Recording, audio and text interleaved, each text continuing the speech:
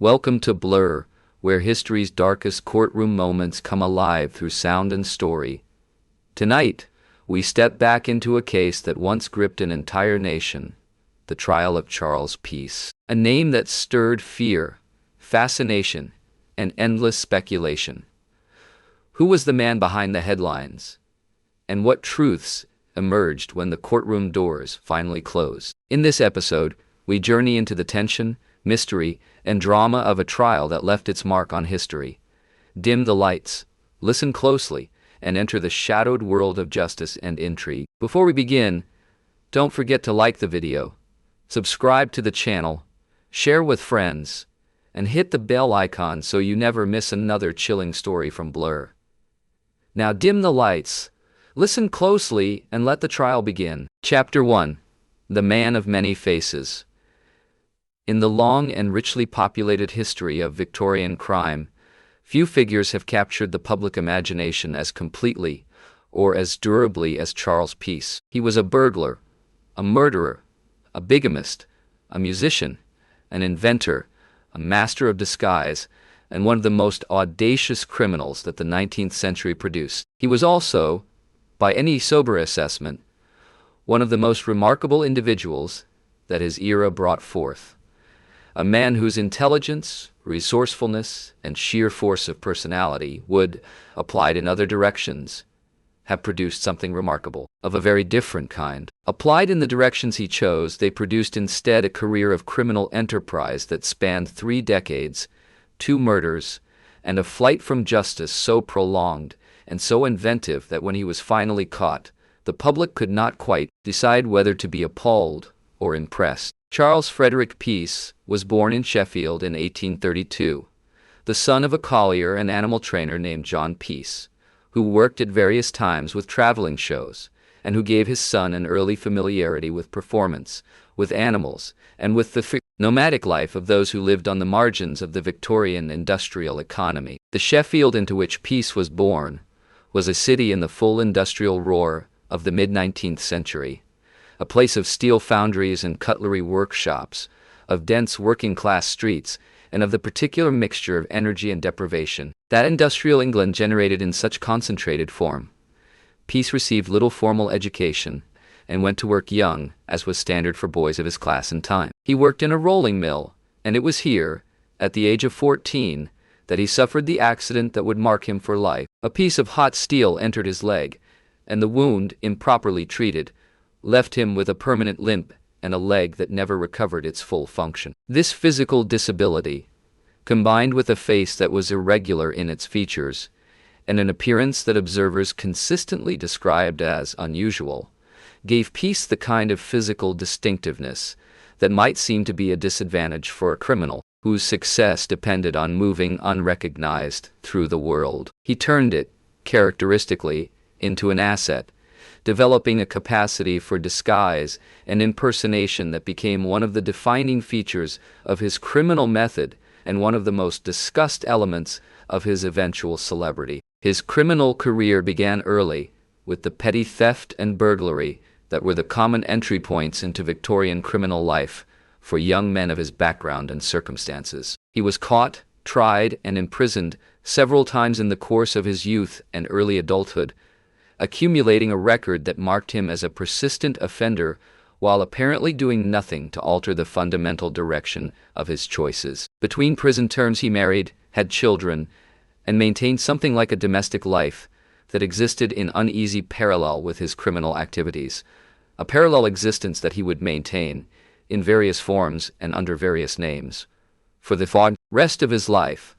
But Peace was not merely a persistent burglar. He was a burglar of extraordinary skill and audacity, a man who brought to the craft of housebreaking a combination of physical agility, technical knowledge, and nerve that placed him in a different category from the ordinary Victorian criminal. And he was also a man whose domestic life, complicated by his criminal career, was about to become the setting for the events that would eventually bring him to trial for murder and would make his name permanently famous in the annals of Victorian crime.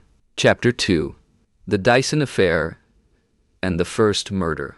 The events that set Peace on the path to murder began with a domestic entanglement of the kind that Victorian moralists were fond of presenting as the inevitable consequence of immoral living. In the early 1870s, Peace became acquainted with a couple named Arthur and Catherine Dyson, who lived in Banner Cross in Sheffield. The precise nature and timeline of the relationship between Peace and Catherine Dyson is a matter on which the accounts differ in some of their details, but the broad outline is clear. Peace developed an obsessive and unwanted attachment to Catherine Dyson, pressed his attentions upon her with a persistence and intensity that became threatening, and when the Dysons attempted to end the association and move away from him, pursued them with a determination that neither common sense nor repeated warning could moderate. Arthur Dyson obtained a warrant for Peace's arrest in connection with his threatening behavior, and Peace was sufficiently alarmed by this legal threat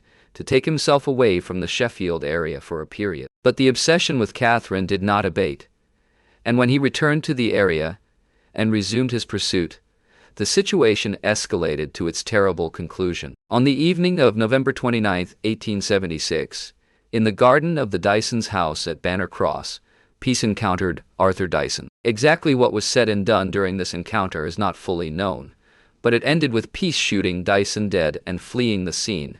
The murder of Arthur Dyson transformed Peace's situation entirely. He was now not merely a wanted burglar, but a wanted murderer, and the resources that the police could bring to bear on a murder inquiry were considerably greater than those available for the pursuit of a persistent housebreak. The Dyson murder was widely reported in the Sheffield newspapers, and Peace's description was circulated to police forces across the country. He had every reason to believe that if he stayed in his known identity in the areas where he was known, he would be caught quickly. His response to this situation was characteristic. He did not attempt to hide in the conventional sense of finding a bolt hole and waiting for the attention to die down. Instead, he transformed himself. He changed his appearance, adopted a new name, and began again in a different part of the country as a different person. He went first to the Hull area and then to London, settling eventually in the Greenwich and Peckham areas of South London, where he established himself as a respectable tradesman of middle age and comfortable means, a picture frame maker and dealer in musical instruments, living with a woman he presented as his wife and maintaining, with considerable success, the social respectability that concealed the reality of his situation.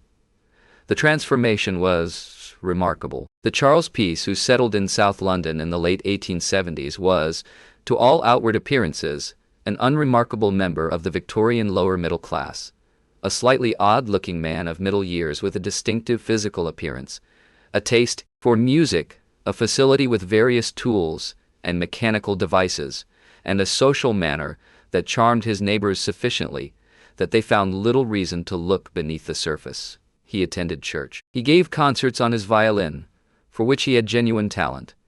He maintained a house and a domestic establishment, and every night, or on most nights, he went out and committed burglary. Chapter 3. The Double Life in London. The period between Peace's arrival in South London and his eventual arrest in October 1878 is one of the most extraordinary passages in Victorian criminal biography, and it has been analyzed, dramatized, and discussed by generations of writers who have found in it something that exceeds the merely criminal and enters the territory of the genuinely remarkable. Peace was living, simultaneously, two lives that were as completely different from each other as it was possible to construct while occupying the same body and the same address. In the daytime, and in his social relations with his neighbors, he was John Ward, or sometimes Mr. Thompson, a retired gentleman of modest means, with a love of music and a facility for mechanical tinkering that made him a useful neighbor. He kept a house in Evelina Road, Peckham, and then in other addresses in South London, and he furnished it with a care and a taste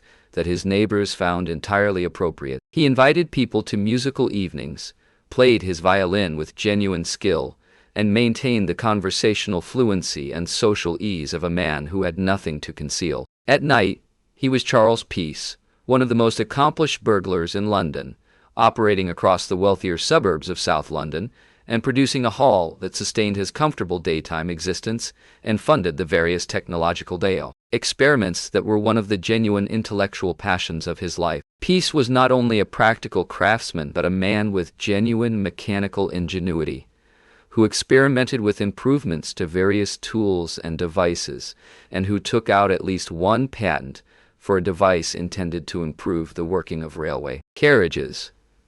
The patent application, filed under his assumed name, is one of the more remarkable documents in the history of Victorian crime.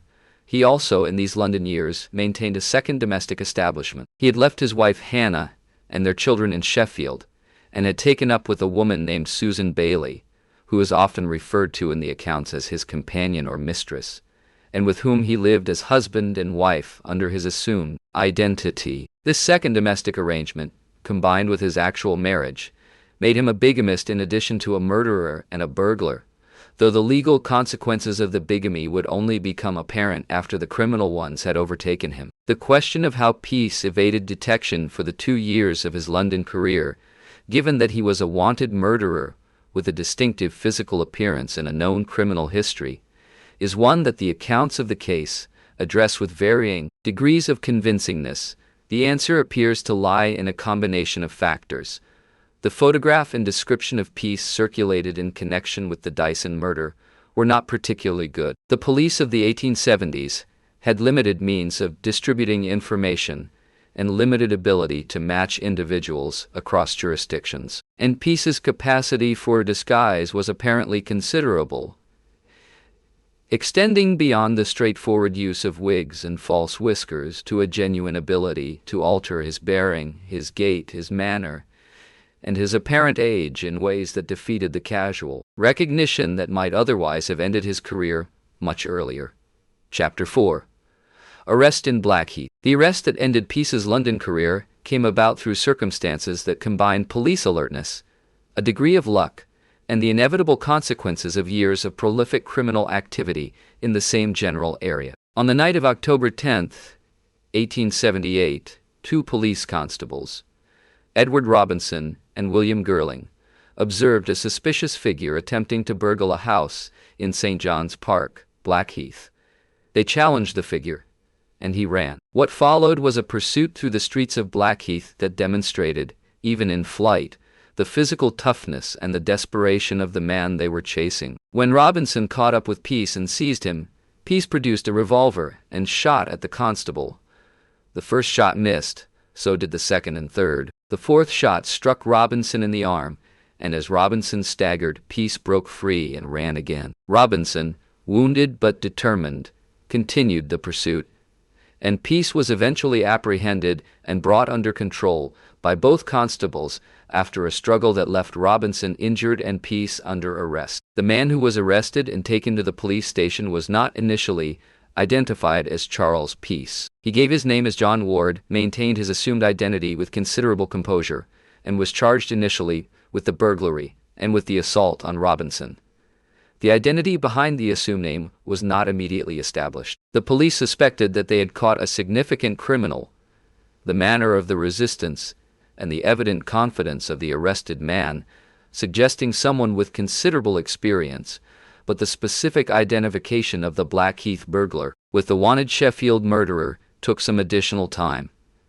The process by which Peace's true identity was eventually established reflects the state of Victorian criminal record-keeping and identification method. His physical characteristics, the limp, the unusual face, and various other distinctive features were noted and compared with descriptions in the criminal records.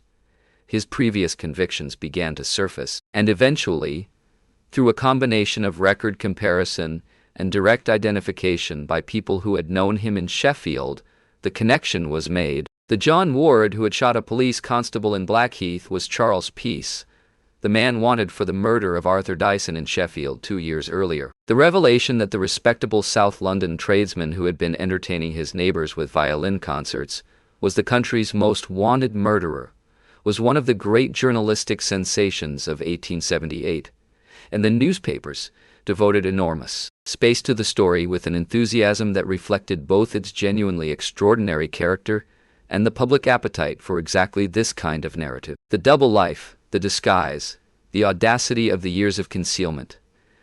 These were the elements of a story that Victorian readers found irresistible, and the coverage that followed Peace's arrest established his fame in a way that would outlast the specific legal proceedings and persist for many decades. Chapter 5. The Trial at the Old Bailey. The trial of Charles Peace at the Central Criminal Court, the Old Bailey, in November 1878, was concerned with the charge arising from the Blackheath episode, specifically the wounding of Police Constable Edward Robinson with intent to do grievous bodily harm and with intent to resist or prevent lawful apprehension. The charge was serious, carrying the potential for a sentence of penal servitude for life, but it was not the murder charge that Peace's career warranted, and the proceedings at the Old Bailey were in some ways overshadowed by the knowledge that they were a prelude to the more serious proceedings that would follow in Yorkshire. The evidence against Peace in the Old Bailey trial was straightforward and effectively unanswerable. Robinson and Girling had both witnessed the shooting and identified Peace as the shooter. The revolver had been recovered. The wound that Robinson had sustained was documented. The facts of the incident were essentially undisputed, and the only question for the jury was the technical one of whether the specific charges had been proved on the evidence. Peace's defense at the Old Bailey was limited to the assertion that he had not intended to shoot Robinson, that the gun had discharged accidentally during the struggle, and that the charge of wounding with intent to prevent apprehension was therefore not made out because the requisite intention was absent.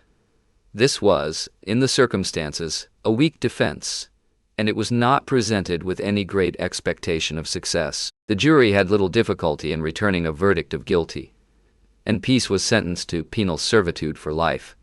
The sentencing at the Old Bailey was not, however, the end of the legal proceedings against Peace. The Yorkshire police had been waiting for the conclusion of the London trial before proceeding with the more serious charge, and once the Old Bailey verdict had been delivered, the process of bringing Peace to Yorkshire to face trial for the murder of Arthur Dyson began. He was transported to Leeds, and it was there, at the Leeds Winter Assizes, that the trial that would determine his fate on the capital charge took place. The Old Bailey proceedings had served the purpose of securing a conviction on the Blackheath charges and removing Peace from the streets for the immediate future, but the legal significance of the case resided in what was to come. The murder trial in Leeds was the proceeding that would determine whether Charles Peace would hang, and the evidence and arguments that were deployed there were of a different order of seriousness from the relatively straightforward case that had been disposed of at the Old Bailey. Chapter 6. The Journey to Leeds and the Attempted Escape. The transfer of Charles Peace from London to Sheffield and then to Leeds for trial on the Dyson murder charge provided the occasion for one of the most audacious and most discussed episodes in the entire story of his career. On the night of January 22, 1879, while being transported by train in the custody of prison officers, Peace attempted to escape from the moving train by throwing himself through the carriage window. The attempt was extraordinary in its daring and its disregard for the obvious physical danger of the enterprise. Peace was 56 years old, with a physical disability affecting one of his legs, and he was throwing himself from a train that was traveling at a significant speed through the Yorkshire countryside. The prison officers with whom he was traveling made efforts to restrain him, but Peace was, whatever else could be said about him, a man of exceptional physical determination, and he got himself through the window and was dragged along the train's exterior before falling to the embankment. He survived the fall with injuries that, while significant, were not fatal. He was found on the embankment, wounded, and returned to custody. The attempted escape added another layer to the public legend that was forming around him. The image of an old, limping, physically unusual man, willing to throw himself from a moving train, rather than face the justice that was waiting for him. It was either the act of pure desperation or of extraordinary courage, depending on how one chose to frame it, and the public discussion of the episode reflected both interpretations with equal enthusiasm. The injury sustained in the fall delayed the Leeds trial by some weeks while Peace recovered sufficiently to stand. The delay was used by the newspapers and by the public to absorb the extraordinary sequence of revelations that had followed his identification. The double life in South London, the musical evenings, the patent application, the years of successful concealment from a police force that had been looking for him since 1876. Each new detail added to the portrait of a man who defied the conventional categories through which Victorian society understood its criminal. The public response to Charles Peace in the weeks between his arrest and his trial was a complex mixture of moral condemnation and fascinated admiration that Victorian commentators found somewhat uncomfortable to acknowledge, but could not entirely suppress. He had killed a man. He had shot a police constable. He had lived under a false identity for years, deceiving his neighbors and conducting burglaries on a prolific scale. These were serious crimes that the law was obliged to punish with the full weight of its authority. But the skill, the ingenuity, the sheer audacity of what he had done, the patent application, the violin concerts, the years of successful impersonation, these were qualities that the Victorian public, however much it disapproved of their application, could not help finding remarkable. Chapter 7. The Leeds Murder Trial. The trial of Charles Peace for the murder of Arthur Dyson opened at the Leeds Winter Assizes on February 4, 1879, before Mr. Justice Lowe. The courthouse was crowded, as everyone who had managed to secure admission understood they were witnessing something of more than ordinary significance. Peace himself appeared in the dock, as he had appeared throughout his legal proceedings, with a composure and an attentiveness that observers noted with some surprise. He was not a broken or defeated man. He was, even at 56, and in the dock on a capital charge, a man who brought a kind of concentrated intelligence to everything that was happening around him. For the prosecution, the Crown was represented by Harry Waddy, who presented the case with the methodical thoroughness appropriate to a capital charge. The prosecution's case rested on the circumstances of the Dyson shooting, the evidence of Catherine Dyson as an eyewitness, and the physical evidence of the revolver and the wound. There was also the context of the relationship between Peace and the Dysons, the threatening behavior, the warrant that had been taken out against Peace, and the history of the obsessive pursuit that had culminated in the killing. Catherine Dyson was the prosecution's most important witness, and her evidence was the most direct and most damaging that Peace had to face. She had been present when her husband was shot.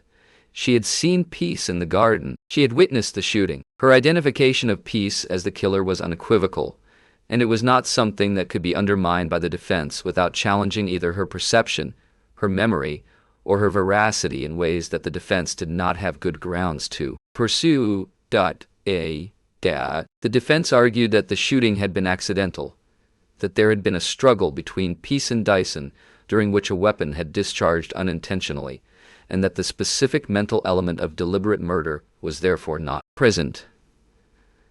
This argument reflected the defense's understanding that the facts of the shooting were effectively established, and that the only available avenue of attack was on the question of intent. It was a weak argument in the face of the evidence, and it was not one that the jury was likely to find convincing, particularly given the context of Peace's prolonged and threatening pursuit of the Dysons. Peace's own demeanor during the trial was noted by observers with considerable interest. He listened to the evidence with evident attention, occasionally made notes, and at various points appeared to register reactions to particular pieces of testimony in ways that suggested he was actively engaged with the proceedings rather than merely enduring them. He was not a passive figure in the dock. He was characteristically present and alert in a way that made the proceedings more interesting to watch than they would otherwise have been. Chapter 8. Catherine Dyson's evidence. Catherine Dyson's testimony at the Leeds trial was central to the prosecution's case and to the outcome of the proceedings, and it deserves careful attention both for what it established about the facts of the killing and for what it reveals about the complicated human reality of the situation from which the killing had arisen. Catherine had been the object of Peace's obsessive attention for several years before the murder of her husband. The nature of the relationship between her and Peace in the period before it became threatening has been a subject of some historical discussion, with various accounts suggesting that the relationship had, at some earlier point, been more than merely that of neighbors. Whatever the precise character of the earlier relationship, by the period immediately preceding the murder, it had clearly become something that Catherine wished to end, and that Peace was unable or unwilling to accept. Her evidence at the trial described the events of November 29, 1876, when she and Arthur had encountered Peace in their garden. She described Peace's presence, the confrontation between him and Arthur, the production of the weapon, and the shooting. She was precise about what she had seen and unwavering in her identification of Peace as the person who had fired the shot that killed her husband. Her evidence was clear, detailed, and consistent in the ways that genuine memory of a traumatic event tends to be. The defense cross-examined Catherine with the intention of finding weaknesses in her account, and perhaps of raising questions about the nature of her earlier relationship with Peace in a way that might complicate the jury's assessment of her evidence.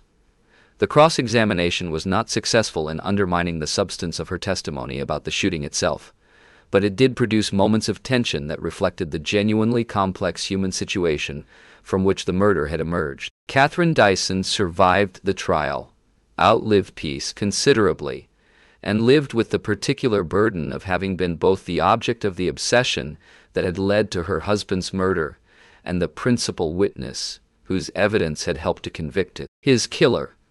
Her subsequent life is less well documented than the dramatic events of 1876 and 1879, but the weight of what she had experienced was not something that the passage of time could entirely lift. Chapter 9. The verdict and Peace's confession.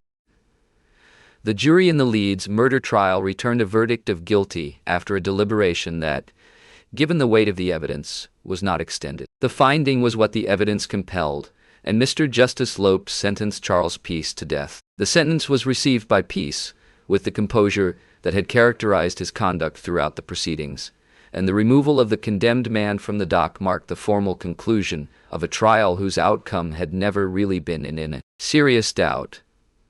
But the story of Charles Peace did not end with the verdict and the sentence. In the period between his conviction and his execution, Peace made a disclosure that was, in its own way, as remarkable as anything else in his remarkable life. He confessed that a man who had been convicted of the murder of a police constable in Manchester in 1876, and who had already served nearly 3 years of his sentence, was innocent of that crime. The murder of P.C. Nicholas Cock in Whalley Range, Manchester, for which John Robinson, known as William Habron, had been convicted and imprisoned, had in fact been committed not by Habron but by Charles Peace. The disclosure was extraordinary in its implications. Habron had been convicted on circumstantial evidence and had been sentenced to death.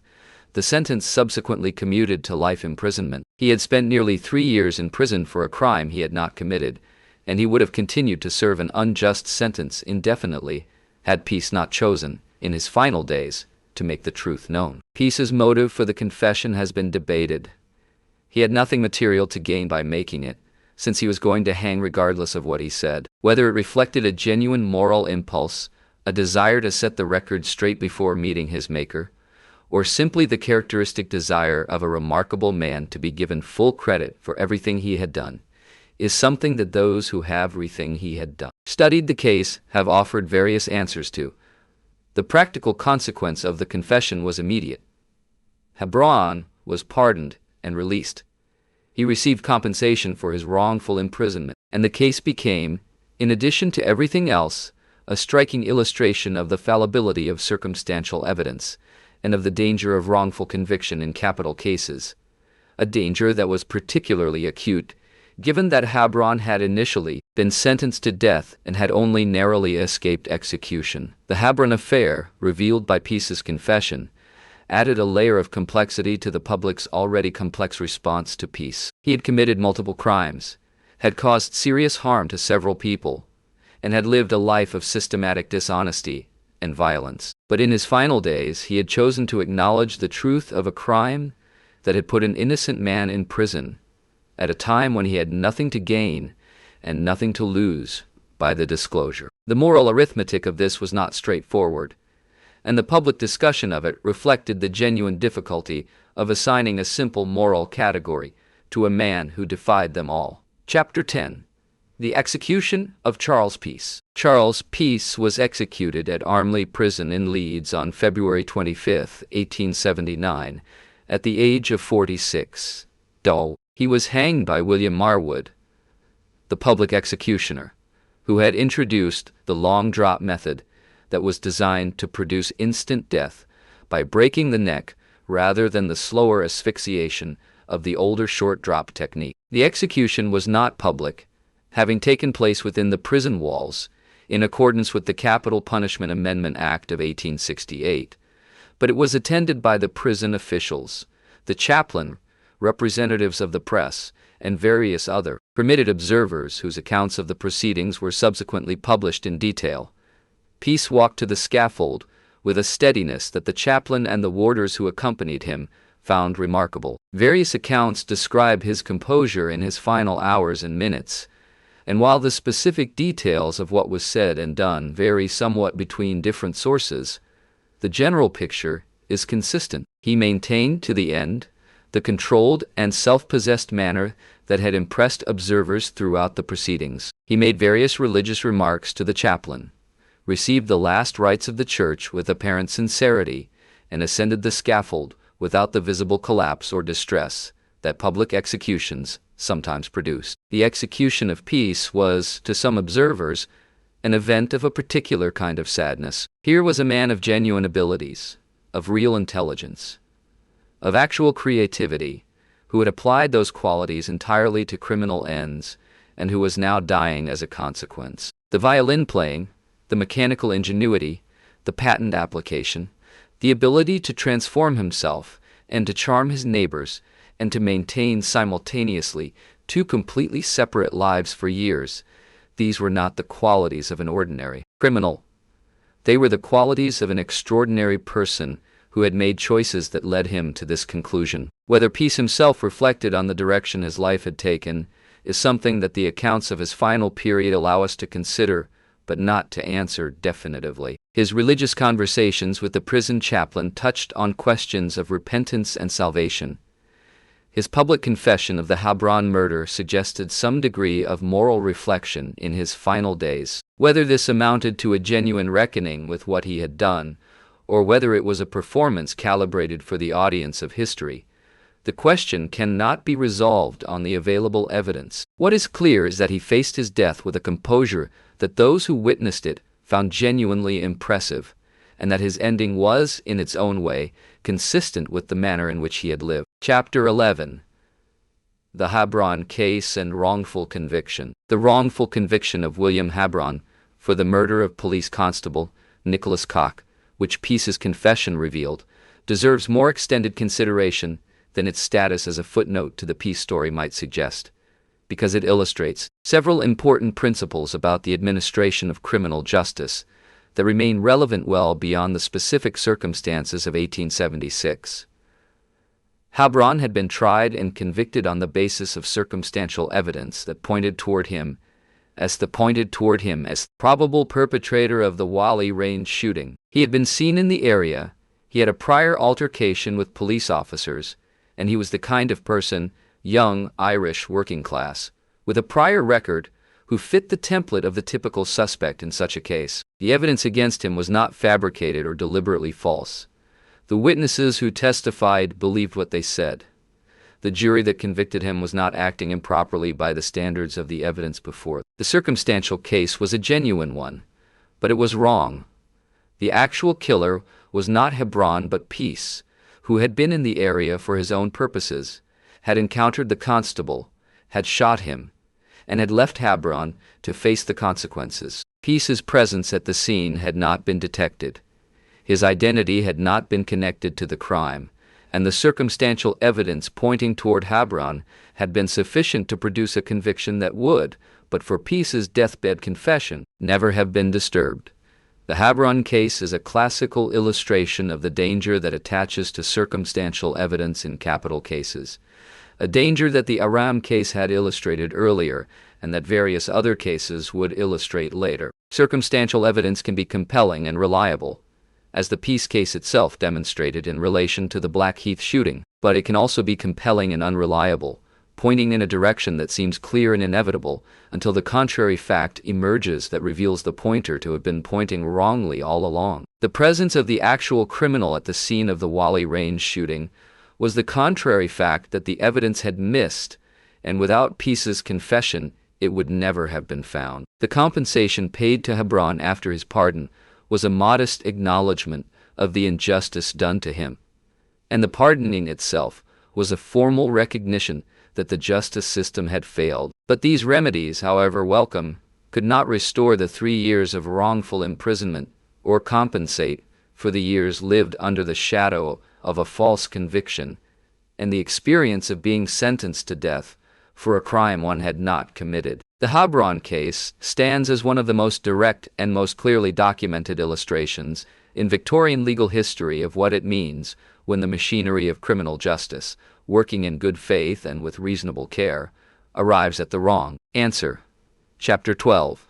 The Technology of Crime. One of the most distinctive and most discussed aspects of Charles Peace's criminal career was his relationship with technology, and specifically with the tools and devices that his mechanical intelligence led him to develop and deploy in service of his burglary operations. This dimension of his career has attracted fascinated attention from writers who have found in it something that exceeds the merely practical and enters the territory of genuine inventive originality, applied, as with so much else about Peace, to entirely the wrong ends.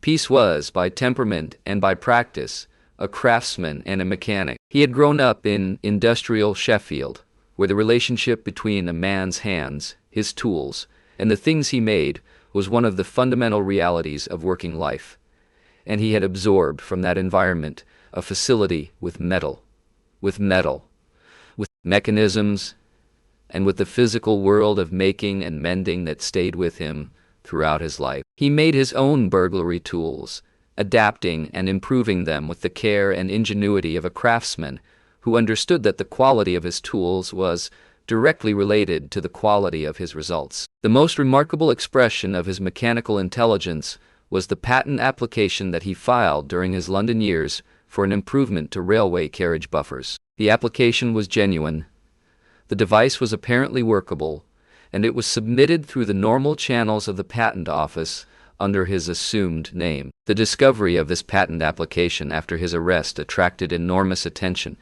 because it demonstrated, more concretely than any description could, the gap between what Peace actually was and what the tools of his intelligence might have made him in different circumstances. The violin playing also belonged to this dimension of his character, though it was an art rather than a technology. Peace had genuine musical talent, had developed it through practice and application, and used it both as a social accomplishment that helped to maintain his respectable daytime identity, and as a genuine source of pleasure. His musical evenings in South London, at which he performed for his neighbors on the violin, were not merely a social strategy. They were apparently performances of real quality that his audiences genuinely enjoyed. The musician and the burglar occupied the same body and the same evenings in a way that seemed to contemporaries almost too strange to be true. The combination of mechanical ingenuity, musical talent, and criminal skill that Peace exhibited has led various writers to compare him to various other figures who combined exceptional abilities with deeply problematic moral orientation. The comparison is always a slightly uncomfortable one because it risks aestheticizing a career that included 2 murders and considerable harm to the people he robbed and menaced. But the aesthetic dimension of Peace's career was not merely a journalistic invention. It was a genuine feature of the man, a reflection of the complexity and the intelligence that made him, for all his crimes, one of the most genuinely interesting individuals that Victorian England produced. Chapter 13.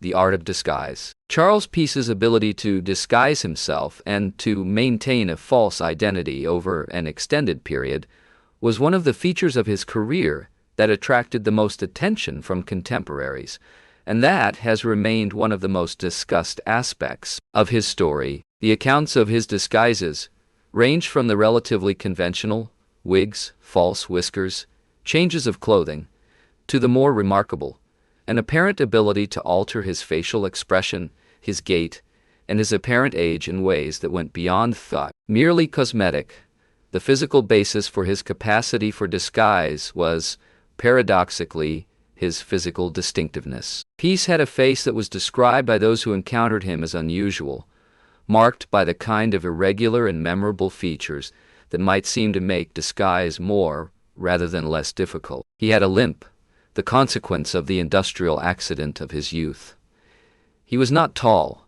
He had hands that were described as abnormally flexible, capable of being positioned in ways that appeared physically impossible to normal observers. And he could apparently, by some muscular or physiological mechanism that none of the accounts entirely explains, alter the apparent shape and character of his face in ways that defeated recognition. The accounts of Peace's disguise abilities are, inevitably, somewhat exaggerated by the popular tradition that grew up around him, and the specific claims made in various memoirs and retrospective accounts need to be treated with some caution. But the basic fact of his success in evading detection for 2 years in South London, while wanted for murder, is not in dispute, and that success required some genuine disguise ability, regardless of how it was achieved. The identity of John Ward, under which he lived in South London, was not merely a matter of a different name. It was a different person, with a different manner, a different social presentation,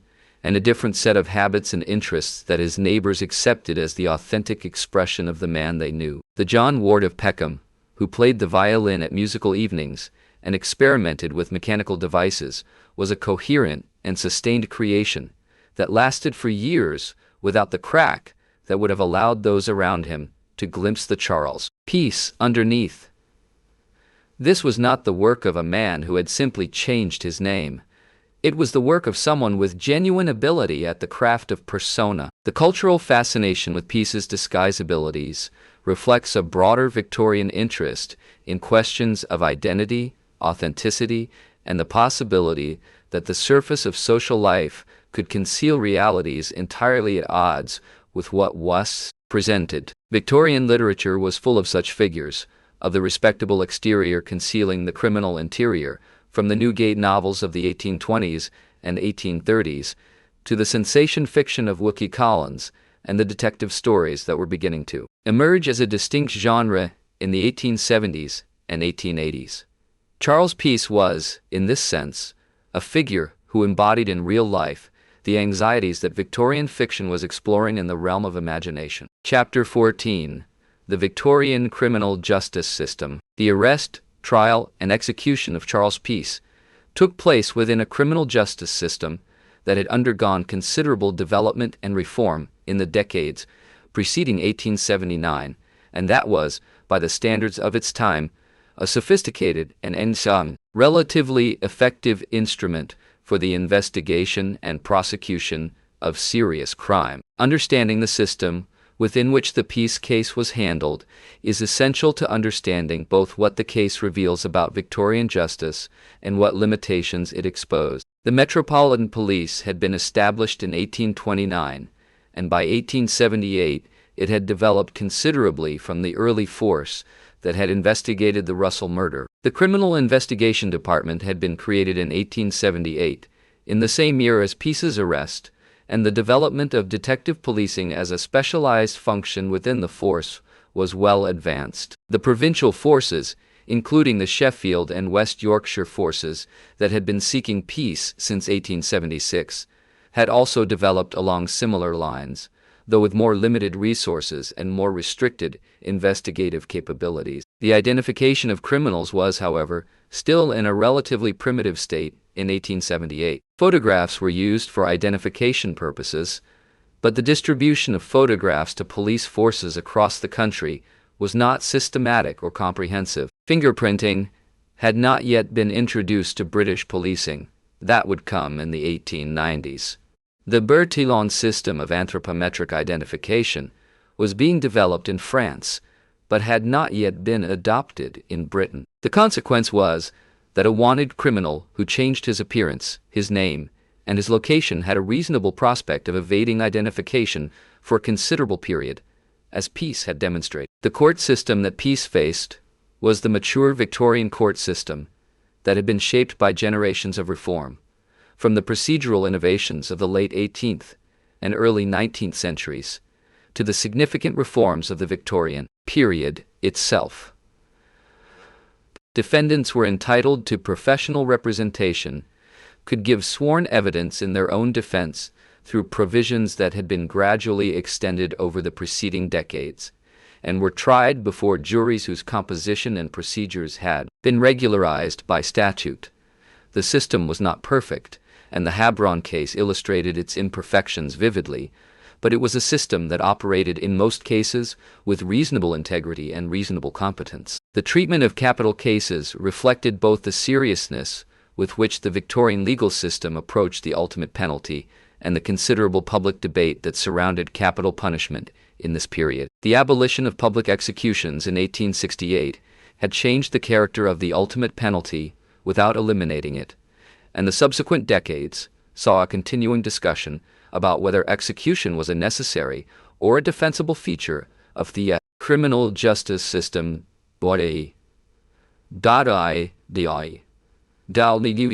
Peace's execution in 1879 took place within this context of ongoing debate, and the discussions his case generated about the ethics of punishment and the reliability of capital convictions were contributions to that debate, rather than merely responses to his specific case. Chapter 15. The Press and the Public. The treatment of the Charles Peace case by the Victorian press was one of the most extensive and most influential press campaigns in connection with any single criminal case in 19th century Britain, and the role of the newspapers in 19th century Britain, constructing the public image of Peace, in shaping the narrative through which his career was understood, and in making him the cultural figure he became, deserves careful consideration. From the moment of his identification in October 1878, the newspapers devoted enormous resources to covering every aspect of the Peace story. Reporters traveled to Sheffield to investigate his earlier life and the Dyson affair. They interviewed neighbors and acquaintances in South London who had known him as John Ward.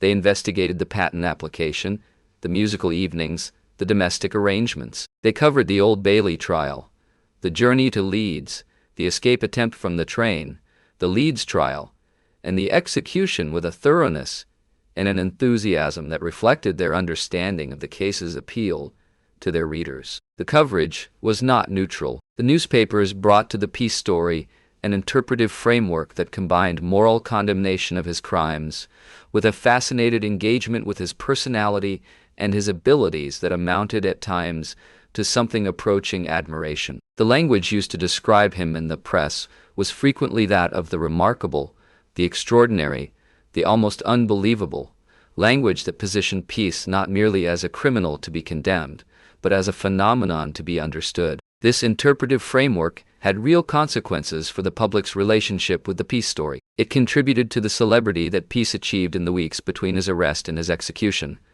a celebrity that was genuinely unusual in its intensity and its character. He was not merely a notorious criminal. He was a figure of popular fascination, the subject of broadsheets and songs, of street corner conversation and drawing room discussion, of a public attention that mixed the moral with the aesthetic in ways that Victorian culture found both compelling and uncomfortable. The press coverage also contributed to the longer-term cultural life of the Peace story. The detailed accounts published in the newspapers of the 1870s and 1880s became the raw material for the many subsequent treatments of the case in biography, drama, and fiction. The image of Peace that the press constructed, the musician and inventor who was also a murderer and burglar, the man of many faces who had lived a double life for years, was an image that the culture found so compelling that it has never entirely let it go. Chapter 16. Peace in Popular Culture. Charles Peace became, almost immediately after his arrest and execution, one of the most celebrated figures in Victorian popular culture, and his story has maintained a presence in British cultural life that has outlasted the immediate circumstances of his crimes and trial by well over a century. The reasons for this cultural longevity are not difficult to identify. The combination of elements in his story, the double life, the disguise, the musical talent, the mechanical ingenuity, the audacity, the murders, the wrongful conviction he helped to correct. These are the components of a narrative that exceeds the merely criminal and enters the territory of genuine cultural myth. Within months of his execution, Peace had become the subject of stage melodramas that dramatized his career for audiences who had followed the newspaper coverage and wanted to see the story performed. The Victorian music hall tradition, with its appetite for sensation and its interest in criminal celebrity, found in Peace exactly the kind of material it relished, and productions based on his life appeared in theaters across England in the years following 1879. The productions varied considerably in their accuracy and in their moral framing, from straightforward condemnations of his criminal career to more ambiguous treatments that allowed audiences to enjoy the spectacle of his abilities, while nominally deploring their application. The literary treatments of the Peace case have been numerous and varied. Arthur Conan Doyle mentioned him in connection with Sherlock Holmes, associating the two figures of the master criminal and the master detective in a way that said something about the cultural role that Peace had come to occupy. Various novelists and biographers addressed his career in subsequent decades, each bringing a different perspective and a different set of concerns to the material that his life provided. The broadside and street ballad tradition, which was still alive in the late Victorian period, though declining in the face of newspaper competition, produced several songs and verses about peace that circulated in working-class communities and that contributed to the oral tradition around his story. These productions tended to be more ambivalent in their moral framing than official commentary, reflecting the complex and not entirely condemnatory attitudes toward a man who had, among other things, spent his life robbing the property-owning classes in ways that might have generated a degree of working-class sympathy. The legacy of Peace in popular culture extends into the 20th and 21st centuries, with films, television programs, and radio plays addressing his career with the same fascinated attention that earlier generations had brought to it. Each new treatment reveals something about the concerns and preoccupations of the period that produces it, while also reflecting the enduring human fascination with a figure who combined qualities that should have been incompatible and who lived a life that should have been impossible in the ways he managed it. Chapter 17. The Question of Character. The question of Charles Peace's character, of what kind of person he actually was, and how the various dimensions of his personality and his career fit together into a coherent human whole, is one that the accounts of his life do not resolve, and perhaps cannot resolve, given the nature of the evidence available. What they do provide is a portrait of a man who was, in several significant respects, genuinely remarkable, and whose remarkableness expressed itself in ways that the conventional categories of Victorian criminology and of ordinary moral evaluation were not well equipped to handle. Peace was intelligent.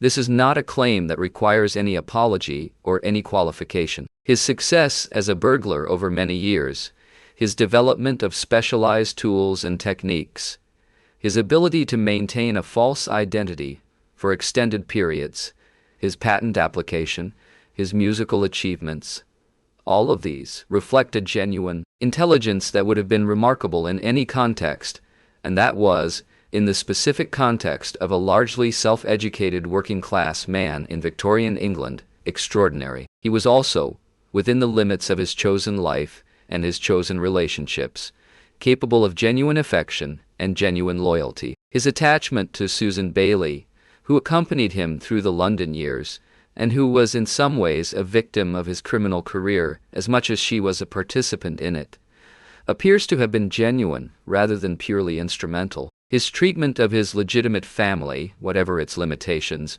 was not that of a man entirely without domestic feeling.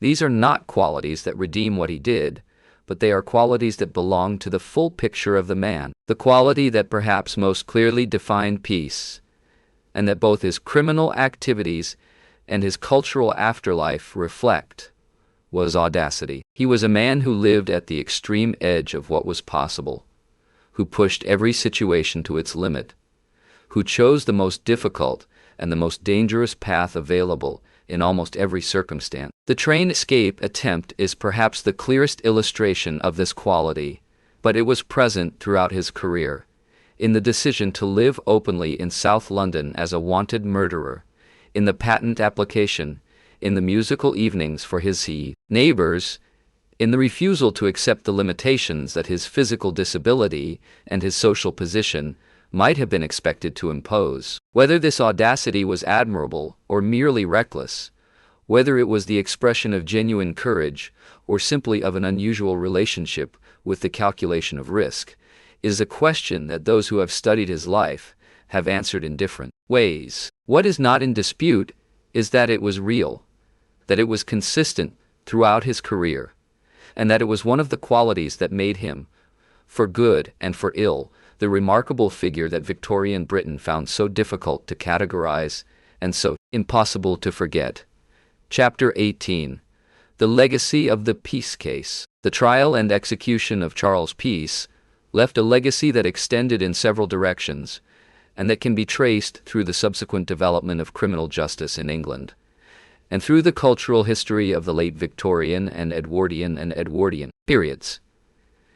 In the field of criminal identification, the Peace Case contributed to the urgency of the argument for a systematic method of identifying criminal records and connecting individuals to their prior histories. The fact that Peace had been able to evade connection with his previous criminal record, and with the outstanding warrant for the Dyson murder, for 2 years in London, was a failure of the identification system that those responsible for criminal justice could not ignore. The subsequent development of fingerprinting as an identification method and the establishment of the Central Fingerprint Bureau at Scotland Yard in 1901 can be traced in part to the recognition, sharpened by cases like Peace's, that the existing methods of criminal identification were inadequate. In the field of forensic investigation, the Peace Case also contributed to the argument for greater professionalism and greater resources in the investigation of serious crime. The long period during which Peace operated in South London without detection was a product of several failures in the distribution of information between police forces, in the methods of criminal identification, and in the resources available for sustained investigative effort in relation to wanted persons. These failures were not unique to the Peace Case, but the case gave them a particularly visible and particularly embarrassing illustration. The Habernon affair, which Peace's confession revealed, became one of the touchstones of the late Victorian debate about wrongful conviction and about the reliability of circumstantial evidence in capital cases. It was cited in arguments for the establishment of a court of criminal appeal, a reform that was eventually achieved by the Criminal Appeal Act of 1907, and it contributed to the broader discussion of how a system that claimed to be rigorous about the standard of proof could nevertheless convict and imprison an innocent man on the basis of evidence that pointed persuasively but incorrectly in the wrong direction. The cultural legacy of the case was, as already noted, substantial and durable. The image of Charles Peace, the musician burglar murderer, who lived a double life in Victorian South London, became one of the defining images of the Victorian criminal underworld and contributed to the growing genre of true crime writing that developed in the late Victorian and Edwardian periods. His story was a demonstration, available to anyone who chose to examine it, of the extraordinary range of human possibility within the framework of a single life, however misdirected that life had been. Chapter 19. The Double Life as a Victorian Theme. The specific narrative of Charles Peace, the double life, the respectable exterior, concealing the criminal reality, resonates with some of the deepest anxieties of Victorian culture about identity, authenticity, and the reliability of social appearances. Victorian literature explored these themes obsessively, from the sensation fiction of the 1860s to the more sophisticated psychological explorations of the 1880s and 1890s. And Charles Peace's actual career provided a real-life illustration of the scenario that the novelists were imagining. The most famous fictional treatment of the double life theme in the period was Robert Louis Stevenson's The Strange Case of Dr. Jekyll and Mr. Hyde, published in 1886, 7 years after Peace's execution. Stevenson's novella explores the idea of a respectable Victorian professional who conceals within himself a capacity for violence and transgression that is released by chemical means. The parallel with Peace is not direct, since Stevenson's Hyde is a figure of pure evil, while Peace was a more complex and more human figure. But both works address the same anxiety, the possibility that the outward respectability of Victorian life conceals an inner reality that would be profoundly disturbing if revealed. Wilkie Collins had explored similar themes in sensation fiction published in the 1860s, and Arthur Conan Doyle's Sherlock Holmes stories, which began appearing in the late 1880s, made the revelation of hidden criminal identity one of their central narrative satisfactions. The Peace case was part of the cultural context within which these fictional explorations took place, a real example of the scenario the fictions were imagining, and its influence on the developing genre of detective fiction is difficult to measure precisely but impossible to discount entirely. The specific combination of respectability and criminality that Peace represented also spoke to class anxieties that were very much alive in late Victorian England. The middle and upper middle classes who had been burgled by Peace in his South London years had presumably lived in the comfortable confidence that their homes and their neighborhoods were safe, that the social distance between themselves and the criminal classes was sufficiently great to provide effective insulation. Peace's career, which demonstrated that the criminal could live next door, could attend the same church, could perform at the same musical evenings, was a disruption of that confidence that the culture found unsettling in ways that went well beyond the specific losses of the burgled households. Chapter 20. What the case of Charles Peace means.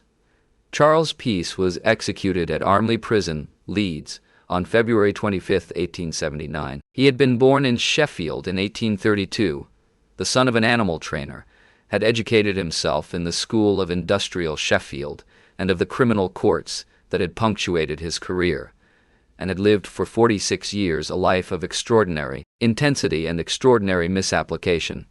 He had murdered 2 people. He had committed burglaries across the north and south of England over a period of decades. He had maintained a false identity for 2 years while wanted for murder. He had shot a police constable. He had attempted to escape from a moving train. He had taken out a patent and played the violin at concerts for his neighbors. And in his final days, he had confessed to a murder for which an innocent man was serving a life sentence, and had thereby secured that man's release. What does the case of Charles Peace mean? It means, first, that the category of the criminal is not simple, that the people who commit crimes are not a separate species from those who do not, and that the qualities of intelligence, creativity, and personal force are not distributed exclusively among those who deploy them in socially approved ways. Peace had gifts. He applied them wrongly. The wrong application does not negate the gifts, and the existence of the gifts does not excuse the wrong application. Both things are true simultaneously, and the case that refuses to resolve the tension between them is more honest than the case that pretends it does not exist. It means, second, that the criminal justice system of the Victorian period, for all its reforms and its increasing professionalism, had significant limitations that cases like Peace's and Habron's illustrated with particular clarity. The inability to identify wanted criminals across jurisdictions, the over-reliance on circumstantial evidence in capital cases, the absence of a mechanism for reviewing and correcting wrongful convictions.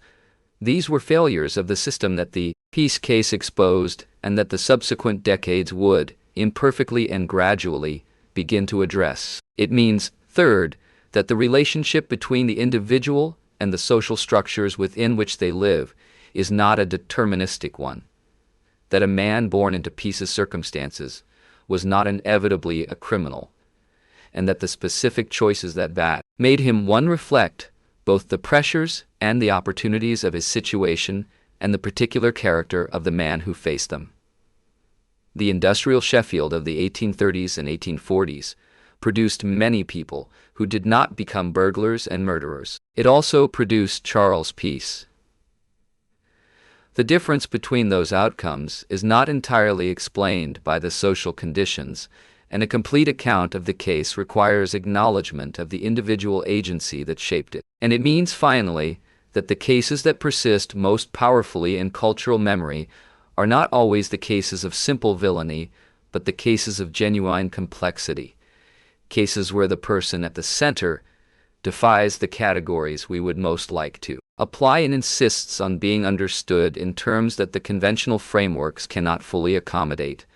Charles Peace was a murderer. He was also a musician, a mechanic, an inventor, a father, a man of genuine intelligence and genuine audacity, who lived one of the most extraordinary lives that Victorian England produced. The coexistence of these things in one person is not a paradox to be resolved. It is a reality to be understood. The violin that Peace played at his South London musical evenings is still in existence, preserved as an artifact of one of Victorian England's most remarkable stories. The house where he lived as John Ward has been demolished. The Armley prison where he was executed has been replaced by a more modern institution. The people who knew him, who reported him, who tried him, who executed him, are all long dead. But the story of Charles Peace, of the musician and the murderer, the respectable tradesman and the housebreaker, the man of many faces who lived two lives simultaneously for years, and then confessed to a murder he might have taken to his grave. Continues to speak to something genuine about human nature, about the complexity of individual character, and about the limits of the categories that the law and the moral order use to sort human beings into manageable types. This has been the story of Charles Peace, of Arthur Dyson, of William Habron, of Police Constable Edward Robinson, and of a trial that produced a just verdict for a guilty man while leaving behind, in the shape of the Habron affair, a permanent reminder that the justice of a verdict depends not only on the guilt of the convicted, but on the reliability of the process that produced the conviction. Thank you for listening.